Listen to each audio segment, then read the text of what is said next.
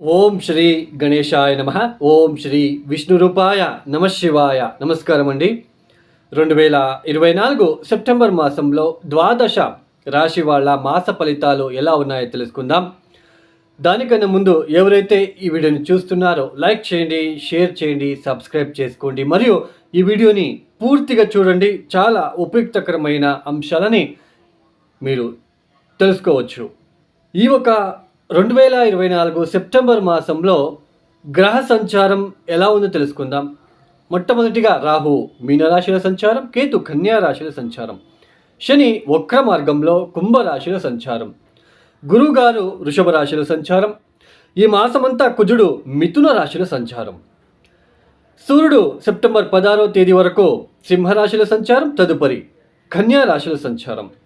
శుక్రుడు సెప్టెంబర్ 18వ తేదీ వరకు కన్యా రాశిలో సంచారం, తదుపరి సంక్షేత్రమైన తులారాశిలో సంచారం.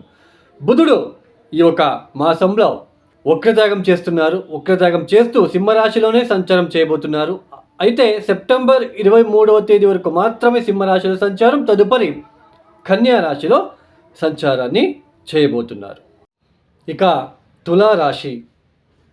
ఈ తులారాశి వాళ్ళకి 2024 సెప్టెంబర్ మాసంలో ఏ గ్రహాలు యోగిస్తున్నారు అని తెలుసుకున్నట్లయితే తులారాశి వాళ్ళకి ఈ యొక్క మాసంలో దాదాపు మూడు వారాలు కూడా, అంటే మొదటి వారం, రెండవ వారం, మూడో వారం బుధుడు ఎక్సలెంట్గా యోగిస్తున్నాడు.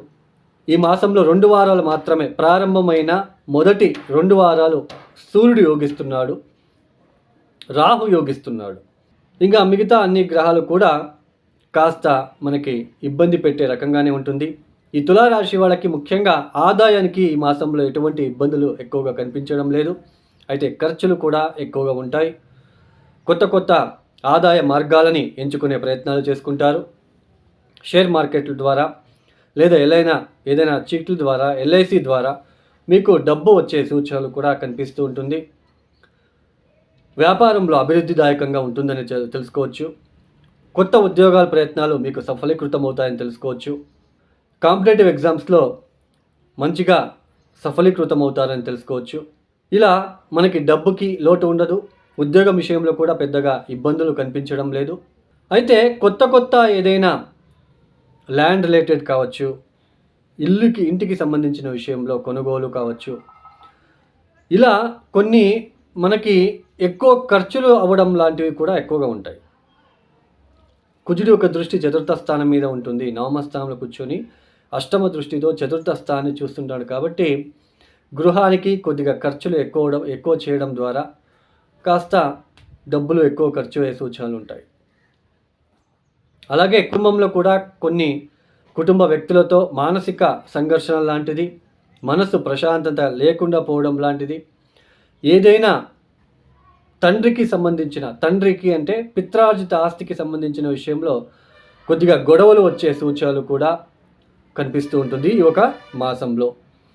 ఈ తులారాశి వాళ్ళకి ఉద్యోగము కాస్త ఆర్థిక విషయంలో మినహా మిగతా అన్నీ కూడా కాస్త ఇబ్బంది పెట్టే రకంగానే ఉంటుంది. చేసే ప్రతి పనిలో కూడా కాస్త వెనక్కి పడడం లాంటిది. తర్వాత ముఖ్యంగా ఇక్కడ అష్టమ స్థానంలో ఉంటున్న గురువు వలన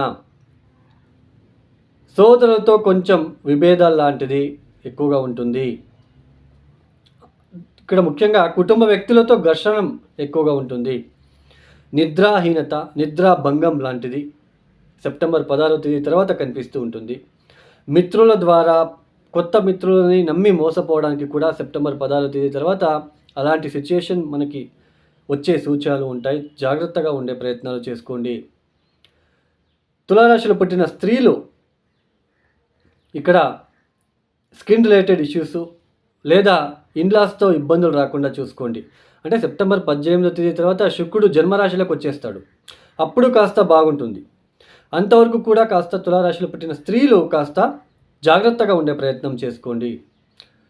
చెడు ఆలోచనలు వచ్చే సూచనలు, చెడుగా మీకు ఏదైనా థింకింగ్ లాంటిది, వ్యసనాలు లాంటిది ఎక్కువ అయ్యే సూచనలు కూడా తులారాశి వాళ్ళకి నిండుగా కనిపిస్తూ ఉంటుంది. పంచమాధిపతి వక్రించి చతుర్థ స్థానం మీద దృష్టి, కుజుడు ఒక దృష్టి, ఎక్కువ ఇంట్లో తర్వాత మానసిక ఒక ఒత్తిడి లాంటిది, 5 నిమిషాలకు ఒకసారి మనస్సు మారడం లాంటిది, ఇలాంటివి కూడా ఎక్కువగా ఈ యొక్క మాసంలో కనిపిస్తూ ఉంటుంది. అయితే ఈ తులారాశిలో పుట్టిన వాళ్ళు తప్పనిసరిగా కాలభైరవేశ్వర అష్టకాన్ని చదువుకోండి. కాలభైరవేశ్వర ఆలయంలో దేవస్థానానికి వెళ్ళి, టెంపుల్‌కి వెళ్ళి తప్పనిసరిగా బూడిద గుమ్మడికాయ దీపాన్ని నువ్వుల నూనెతోనే వెలిగించండి. తర్వాత ముఖ్యంగా సుబ్రహ్మణ్య ఆరాధన, కందిపప్పులని నానబెట్టేసి, కంది బ్యాళ్ళని నానబెట్టేసి, బెల్లంతో కలిపి ఎద్దులకి తినిపించే ప్రయత్నం చేయండి. అంటే సోమవారం సాయంత్రం పూట నానబెట్టేస్తే మంగళవారం ఉదయాన్నే నీళ్ళని తీసేసి బెల్లంతో కలిపి ఎద్దులకి తినిపించే ప్రయత్నం చేయండి.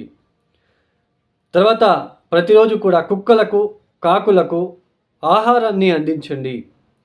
వృద్ధాశ్రమాలకి వెళ్ళి అక్కడ వాళ్ళకి ఏదైనా సహాయ సహకారాలు అందించి వాళ్ళతో బ్లెస్సింగ్స్ తీసుకోండి. ఖచ్చితంగా మీకు కాస్త మనశ్శాంతి కలుగుతుంది.